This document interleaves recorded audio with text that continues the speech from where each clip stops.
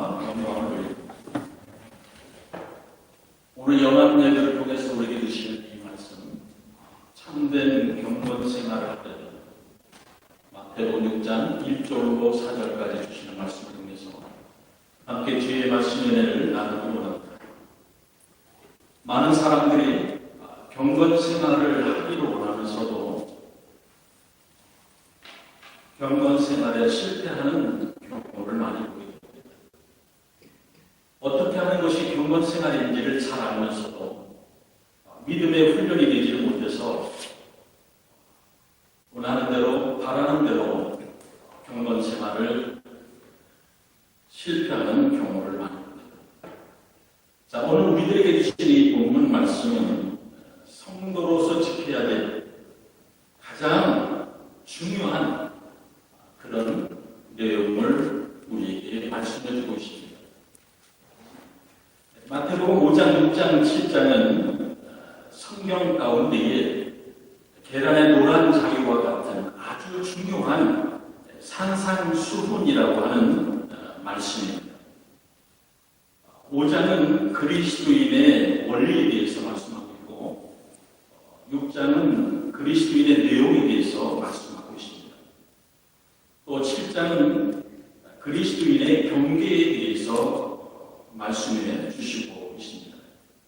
자, 그 가운데 오늘 사는 우리 그리스도인들의 경건 생활 내용 중에 바로 알고 바로 실천해야 될 내용이 바로 참된 구제에 대한 말씀이 기록되고 있습니다.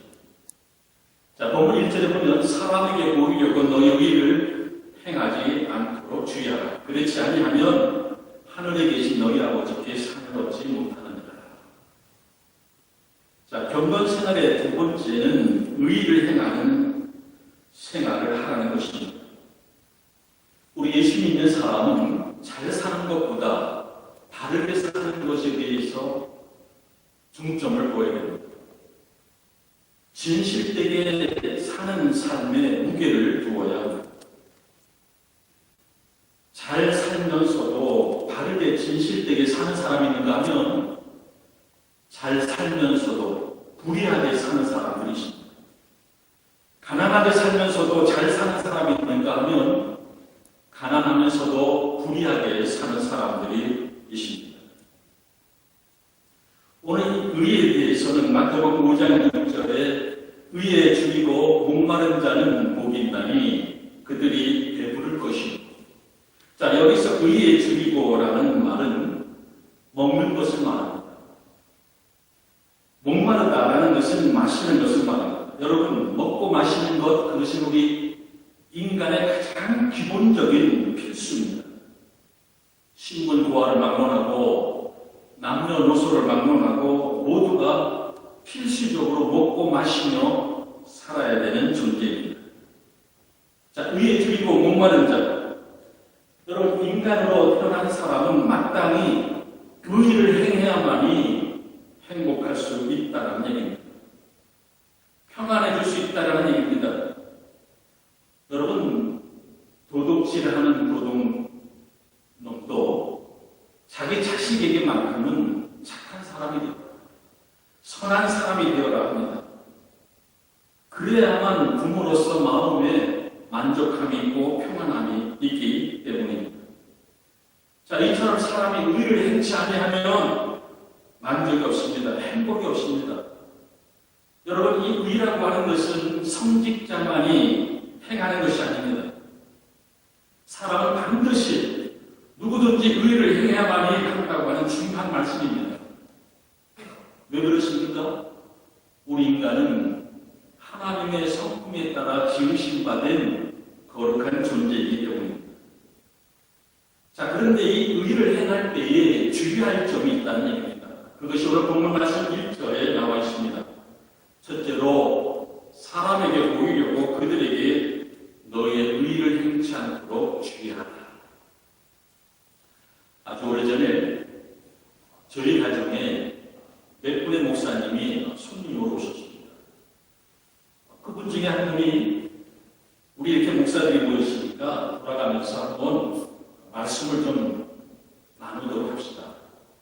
그렇게 제안을 하기에 제 순서가 되었는데 퍼뜩 떠오르는 말씀이 오늘 이 본문의 말씀이었습니다. 그래서 제가 이런 말씀을 드린 것이 기억이 납니다. 우리 목회자들이 성도들에게 인정받으려고 설교해서는 안 된다라는 말씀이 요지였습니다. 오늘 성도들이 축복에 관한 말씀만 좋아하고 죄를 책망하는, 회개를 촉구하는 그런 메시지에 대해서 듣기에 부담스러워한다는 것을 알고 적당히 피해가는 모습. 자신이 한 설교에 대해서 성도들이 어떤 평가를 하고 있는가에 대한 그런 인간적인 생각에 인본적인 모습인 것을 말씀을 드린 기억이 있습니다. 여러분, 세례 요한 때보다도 지금은 더 죄가 많은 시대임을 그 누구도 부인할 수 없습니다. 세례 요한처럼 목사의 자식들아 누가 너희를 가르쳐 임박한 진노를 피하라 하더니 그러므로 회개에 합당한 열매를 맺으라. 오늘 시대에 죄로 인해서 지옥 갈 수밖에 없는 영혼들이 너무도 많거늘 이 영혼들을 향해서 눈물 흘리는 마음으로 저들이 참여하고 돌아오는 마음으로 회개하고 돌아오기를 바라는 마음으로 죄를 촉구하고 회개를 말하는 우리 목회자들의 모습을 사실 보기가 어렵습니다. 오늘 우리 성도들에게 사탄 관리만 하는 그런 듣기 좋은 말씀만 선포하고 있는 것은 아닙니다. 오늘 우리 성도들이 듣기 좋은 말씀만 듣기를 원하고 있는 것은 아닙니다. 한번 되돌아봐야 되는 일입니다. 여러분, 우리는 오늘 각자의 삶의 자리에서 나의 나됨을 분명히 알아야 됩니다. 여러분, 오늘 목회자는 하나님의 말씀을 전하는 도구일 뿐입니다. 오늘 우리 성도들은 하나님의 뜻을 부여받은 신부뿐입니다. 여러분, 우리는 주인이 아닙니다. 말씀 전하는 자는 결단코 주체가 될 수 없습니다. 서울에 우리나라에서 한 몇 번째 안 되는 대형교회입니다. 그런데 그 대형교회에 담임 목사님의 일대기를 그린 그런 내용으로 담임 목사님의 어렸을 적부터 성장 과정까지 현재에 이르기까지의 그 모든 내용들을 인형으로 만들어서 목사님의 일대기를 기념하는 그런 기념관이 있는 것을 제가 유튜브에서 우연히 보게 되었습니다. 그곳에 다니는 어린 교회 학생들이 그곳을 견학합니다. 성도들이 그것을 드나들면서 자랑스러워합니다. 여러분, 북한에 있는 우상화와 이것이 무엇이 다른지 모르겠습니다. 주님이 받으실 영광을 우리가 가로채서는 아니 됩니다. 여러분, 이런 일들이 오늘 교회 안에 얼마나 많이 있는지 모릅니다. 하나님을 사랑한다고 하는 것을 빙자로 하나님이 앉아야 될 자리에 우리 인간이 취하는 그런 모습들이 너무도 자연스럽게 오늘 우리 한국 교회 안에 들어오고 앉아 있다라는 얘기입니다.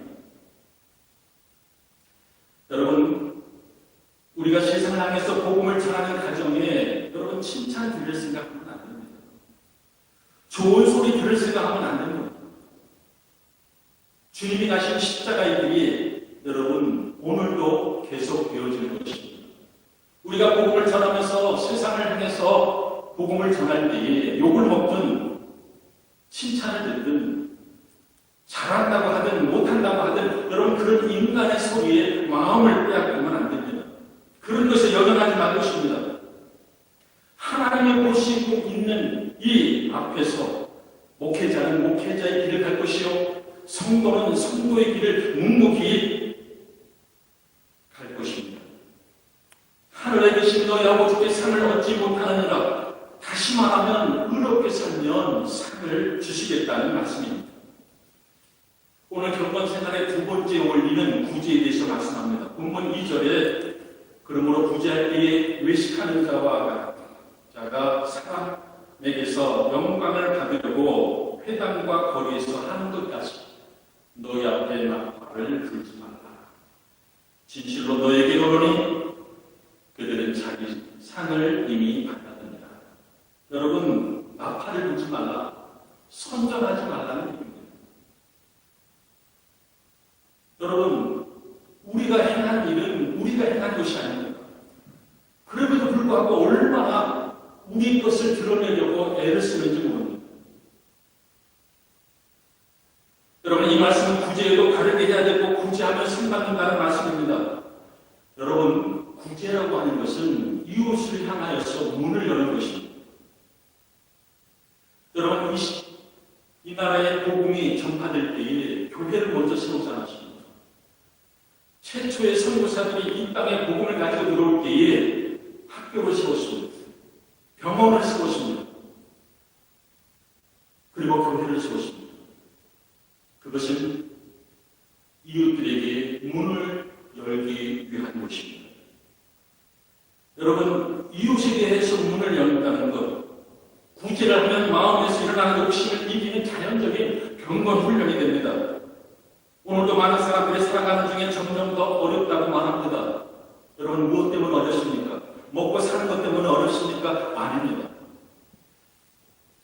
바로 사람들의 심성이 점점점 강팍해져 가기 때문입니다. 인간성을 잃어버리고 인간미를 잃어버리고 그 마음들이 점점 기계처럼 메말라가는 것이 문제요. 이것 때문에 오늘 불행한 것입니다. 부부간에도 옳으니 그르니 따집니다. 형제간에도 니것 내것 따집니다. 이웃들 간에도 서로 필요하면 공유하다가도 자신에게 이익이 돌아오지 않을 것 같으면 단번에 뒤돌아섭니다. 여러분, 오늘 우리 그리스도인들은 어떻습니까? 오늘 우리 교회들은 어떻습니까? 오늘 믿는 자들의 삶 속에 믿음의 향기가 나고 있는 것 맞습니까? 오늘 교회가 복음의 향기가 나고 있는 것 맞습니까? 나는 예수를 안 믿지만 저 성도의 삶을 보면 정말 존경스럽습니다. 나는 교회를 안 다니지만은 저 교회를 보면 어려운 이웃들을 향하여서 저렇게 희생적인 사랑을 베푸는 걸 보면 어쩌면 신의 존재가 가능한 건지도 모르겠다라고 하는 소리를 듣습니다. 아니면 오늘 교회가 사회에 분리되지 못하고 일부 교회가 서로 싸우는 모습에 썩어 문드러지고 악취가 나고 있는 것은 아닙니다.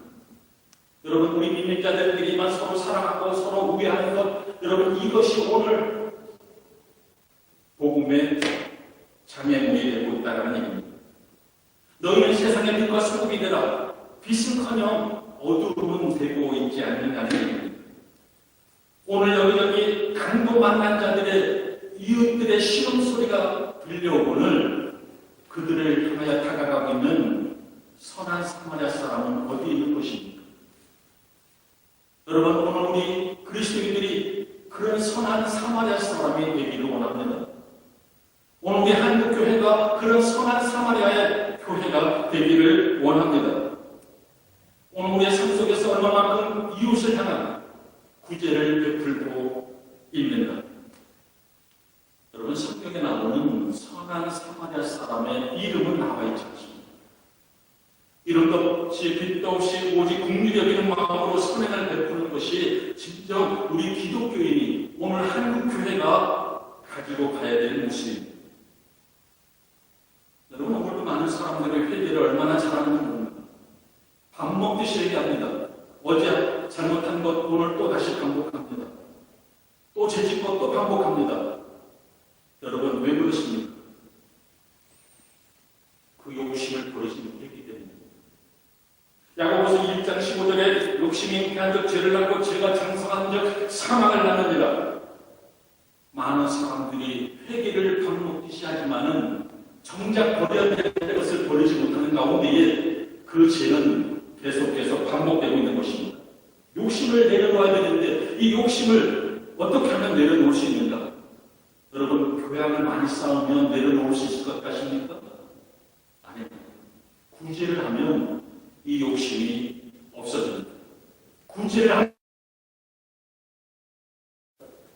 구제는 하나님의 백성으로서의 마땅히 생활화 되어야 합니다. 오늘 그리스도인은 생활이 바로 구제요, 구제가 바로 생활화 되어야 합니다. 자, 구제를 하면 어떻게 되는가? 공동체 의무를 다하는 성도로서의 본분을 지키게 되는 것입니다. 경건하게 살기를 원한다고 말하면서도 구제를 하지 않는 것은 잘못된 경건임을 알아야 됩니다. 사도 바울이 예수님께서 하신 말씀을 인용하는 것은 큰 구절입니다. 그 이유는 바울은 예수님의 친제자가 아니었기 때문입니다. 사도행전 20장 35절에 주는 것이 받는 것보다 더 복이 있다라고 말씀하고 있습니다. 여러분, 복이 무엇입니까? 행복으로 말하면 받는 것이 복입니까? 주는 것이 복입니까? 주는 것이 행복입니다. 여러분, 주는 것이 행복하다라고 예수님은 말씀하십니다. 주는 행복을 모르고 사는 사람은 영원히 불행합니다. 이제 그는 행복할 길이 없습니다. 사람 때문에 가치를 모르고 인생을 끝내게 될 것입니다. 얼마나 불행한 일입니까? 여러분, 우리 인간은 태어나는 순간부터 주고받게 되어 있습니다. 주고받는 일이 일상화됩니다.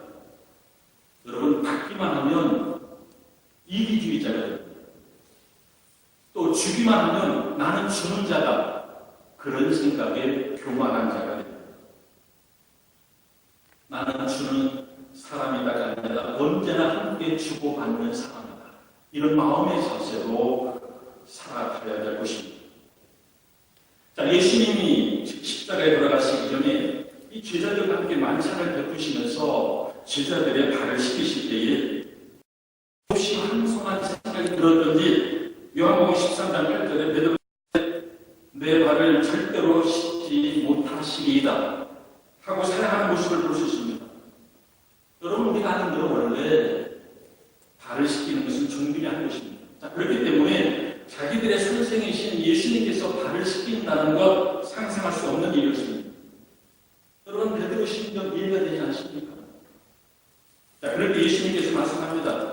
요한복음 13장 8절 하반절에 내가 너를 씻어주지 아니하면 내가 너와 아무 상관이 없느니라. 여러분, 무슨 뜻입니까? 너희가 나로부터 발 씻김을 받았다는 것을 갖지 않는다면 너는 남을 발 씻길 수가 없다 하는 것입니다. 남으로부터 공사받았다는 마음을 갖지 아니하고서는 결단코 남에게 봉사할 수가 없는 것입니다. 그런 거로 받은 마음이 먼저입니다. 부부로부터, 형제로부터, 이웃들로부터, 교회들로부터 받은 것이 너무 많다. 이 받은 마음이 먼저 있고 나서야 그 다음에 주고자 하는 마음으로 바뀌는 것입니다. 여러분, 이 주고받는 이 관계 속에서 인간은 인간됨의 위치를 지켜나가게 되는 것입니다. 여러분, 섬긴다는 것이 무엇입니까? 언제나 이 섬긴다는 것은 구제와 같이 가는 것입니다.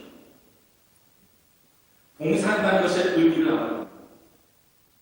여러분, 간단히 보면 좀 선한 일을 하겠다 해놓고 얼마 못 가서 흐지부지 끝나고 마는 일들이 많습니다. 그 내용을 들여다보니까 지극히 사소한 개인적인 감정, 뭐 알아주는 애, 몰라주는 애, 고맙게 생각하네, 안 하네, 이런 사소한 일들로 의미 있는 일을 시작하다가 중간에 끝나고 마는 경우가 많습니다. 시작은 선한 마음이었습니다만 나중에는 받고자 하는 마음으로 바뀐 것입니다. 그 마음이 합해졌습니다. 그 사랑을 잃어버렸습니다.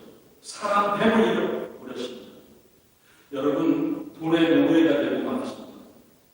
여러분, 돈이라고 하는 것 구제에 쓰일 때에 엄청난 의미가 있습니다. 탐구대에 보면 돈에 관해서 말하기를 돈은 하나님께 선물할 수 있는 기회이다 라고 말합니다. 자, 돈으로 선한 일을 할 기회가 있습니다. 또한 돈을 빌려준 자에게는 한을 내는 법이 없다. 여러분 그렇죠? 한했다가는 돈 못 받을 수 있습니다. 또한 돈은 공짜로 얻기보다는 빌리는 것이 낫다. 공짜로 얻게 되면 굽신거려야 되지만 빌리게 되면 대비만 입장이기 때문에 그렇다는 얘기입니다. 여러분 너무 공짜 좋아할 필요 없습니다. 좋아해서가 아니 됩니다. 그는 어떤 경우든지 간에 하나님을 기쁘시게 함으로 주는 자와 받는 자가 함께 하나님께 영광 돌릴 수 있어야 됩니다. 근데 여러분 줄 때 말입니다. 줄 때 꼭 빼앗기는 마음으로 주는 사람이십니다. 이번이 마지막입니다. 다시는 아닙니다. 여러분 아무리 작은 일이라도 줄 때는 마음과 정성과 사랑의 마음으로 주어야 됩니다. 그런데 어쩔 수 없이 마지못해서 주는 것은 주는 것이 아닙니다. 빼앗기는 것입니다. 오늘 본문 말씀 3절에 너는 구제할 때에 오른손이 하는 것을 왼손이 모르다. 또 4절에 내 구제함을 은밀하게 하라. 자, 이 말씀의 뜻은 부부는 일심이기 때문에 내 오른손과 같은 아내가 내가 한 구제를 몰라도 된다. 또 남편이 구제하는 것, 오른손 같은 아내가 몰라도 된다. 그런 뜻입니다. 다른 것은 다 의논하고 상의하고 비밀이 없어야 되겠지만은 이 구제만은 꼭 의논하지 않아도 된다는 것입니다. 불쌍한 사람을 돕는 일에 하나님의 기뻐하시는 일에 구제하는 것에 대해서는 의논하지 않아도 된다는 얘기입니다. 여러분 내가 베푼 것에 대해서 진정으로 잊어버릴 수 있을 때 그것이 진정한 의미로 봉사요, 구제요, 사랑이 되는 것입니다. 자, 그런데 이것을 베푼 것을 가지고 베푼 쪽이 많이 많아지면 결국 공치사가 되고 선한 의미마저 잃게 되고 마는 것입니다. 삼국지에 보면 이런 장면이 있습니다. 어느 날 천년 때에 유비가 강가에서 강을 건너지 못하고 있는 노인으로부터 부탁을 받고 그 노인을 등에 업고서 강을 건너가게 됩니다. 자, 강을 다 건너가서 거친 흉을 몰아쉬고 있는 이 유비에게 이 노인은 다짜고짜로 고맙다라고 말하기는커녕 나무라는 풀로 이렇게 말합니다. 이 키 큰 놈아, 내가 보따리를 저쪽에다 두고 왔다. 그러니 나를 다시 업고 강을 건너라. 자, 이때 유비는 순간적으로 이런 생각을 하게 됩니다. 한편으로 볼 때 은혜도 모르는 노인이다 싶어서 머리가 하나가 끝까지는 않지만은 여기서 그냥 떠나가면 이미 내가 한 수고는 다 없어지고 말 것이지만은 한 번 더 다녀오면 그 수고는 2배로 납니다. 그런 생각으로 스스로 하나님 마음을 달래고 다시금 그 노인을 등에 업고서 강을 건너오게 됩니다. 이때의 노인이 네가 수고한 것에 대해서 무엇을 기대하느냐라는 노인의 말에 유비가 이런 말합니다. 이 수고로운 일조차도 잊어버리고자 합니다. 그 말에 이 노인은 유비가 장차 큰 인물이 될 것이다 라고 하는 말을 남기고 사라지는 장면이 나옵니다. 이제 말씀드렸습니다. 여러분, 그 누군가를 위해서 수고하여 주셨습니다. 좀 나누며 베풀어 주셨습니다. 여러분, 자원하는 마음으로 준 것입니까? 아니면 빼앗기는 마음으로 준 것입니까? 선택은 어디까지나 내 스스로가 하게 됩니다. 부부가 한평생을 살면서도 내가 당신과 같은 사람을 만나서 요 모양 요 꼴이 되었다 라고 말한다면 그 사람은 빼앗기는 마음으로 살아가는 것입니다.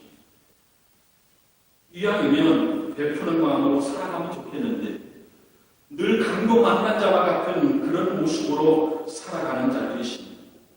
불행한 일입니다. 목회자는 성도들과의 관계 속에서, 성도들은 또 이웃들과의 관계에 있어 언제나 받은 마음이 먼저입니다. 여기에 그 사람의 영성과 그 크기가 나타나게 되는 것입니다. 여러분, 우리는 언젠가 오늘 떠나야 합니다. 그동안 갖고 들었던 모든 것 다 내려놓고 떠나야 할 것입니다. 다만 그동안 주의 이름으로 베풀고 주의 이름으로 부지한 것, 그것만 가져가게 될 것입니다. 하루하루 행복할 수 있고 감사할 수 있게 되는 것, 오직 베푸는 것, 오직 구제에 있다는 것을 잊지 말아야 합니다. 이런 믿음이 오늘 저와 여러분들의 삶 속에서 넘쳐날 수 있게 주의 이름으로 간절히 축원드립니다. 기도드리겠습니다. 은혜로우신 주님, 우리의 남은 생애가 늘 주님께 거저받은 사랑을 기억하는 가운데 늘 베풀고 나누는 오직 주님과 나만이 아는 그런 내적인 충만한 기쁨으로 우리의 남은 생애를 살아갈 수 있도록 은총을 베풀어 주시옵소서. 오 주님, 우리들의 삶의 자리에 오셔서 우리들의 모든 부족하고 나약한 점들을 주님의 뜻 가운데 다스려 주시고 인도해 주시옵소서. 예수님의 이름으로 기도드리옵나이다. 아멘.